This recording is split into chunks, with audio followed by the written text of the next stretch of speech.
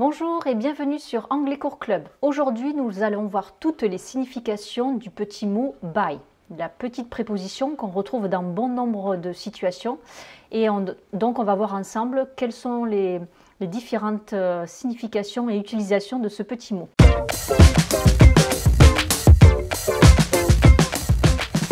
Alors, dans un premier temps, by, ça s'emploie souvent à la voix passive. Et donc ça veut dire par. Exemple dans une phrase, The message was written by her. Donc le message a été écrit par elle. Ici vous voyez donc on est bien dans la voix passive. Pourquoi? Puisqu'on a le verbe to be, là en l'occurrence au passé, was, suivi du participe passé du verbe, written, donc a été écrit par elle. Autre utilisation du petit mot by, c'est dans le sens de quand on est dans une signification de possession. Exemple, Harry Potter is a character by J.K. Rowling. Harry Potter est un personnage de J.K. Rowling. Donc vous voyez que c'est un personnage donc, qui a été créé par J.K. Rowling. Et donc ici, by veut dire de. By peut s'employer aussi en tant que préposition de lieu et ça veut dire près de, à côté de, comme un peu near ou next to ou close to. Exemple, he's working by me.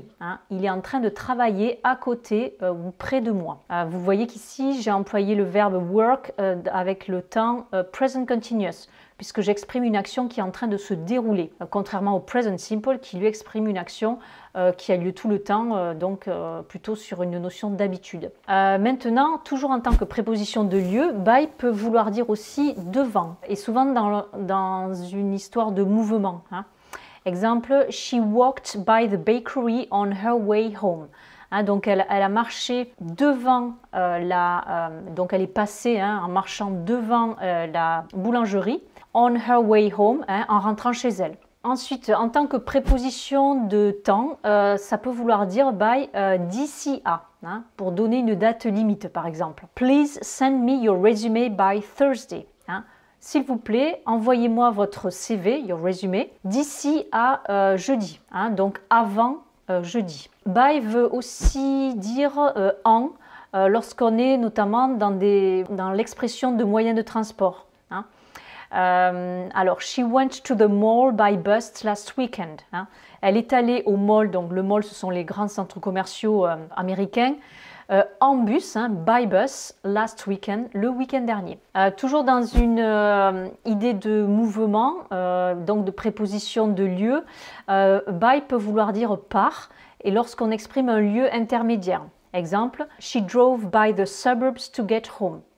Donc elle a conduit par la banlieue, the suburbs, mais donc elle est passée en fait par la banlieue, to get home, pour arriver chez elle, pour rentrer chez elle. To get home qui veut dire donc rentrer chez soi ou arriver chez soi. Je vous renvoie à une leçon sur les nombreuses utilisations du verbe get. Donc ici, il est dans le sens d'arriver. By peut vouloir dire aussi par ou sur lorsqu'on est dans une unité de mesure. Exemple, the frame measures 6 inches by 2 feet. Donc the frame, le cadre, mesure 6 inches par ou sur 2 pieds. Alors ici, j'ai employé des unités de mesure anglo-saxonnes, puisque vous savez que dans les pays anglo-saxons, on n'utilise pas les mêmes unités de mesure qu'en France. Et donc, par exemple, 1 inch, c'est 2,54 cm, et 1 foot, un pied, c'est 30,48 cm. Et donc, foot, au pluriel, ça donne feet. C'est un pluriel irrégulier. Et ensuite, dernière utilisation de by, ça va être dans le sens de lorsqu'on est dans l'expression d'une réduction. Exemple, the turnover decreased by 20% last year. Le turnover, donc c'est le chiffre d'affaires la plupart du temps en anglais. Decreased, donc a baissé de 20% by 20% last year, l'année dernière. Voilà, vous avez vu à travers cette leçon les différentes utilisations de by, les plus importantes, et j'espère que cela vous aidera à l'utiliser à bon escient, au bon moment donc, et au bon endroit dans la phrase, avec la bonne signification.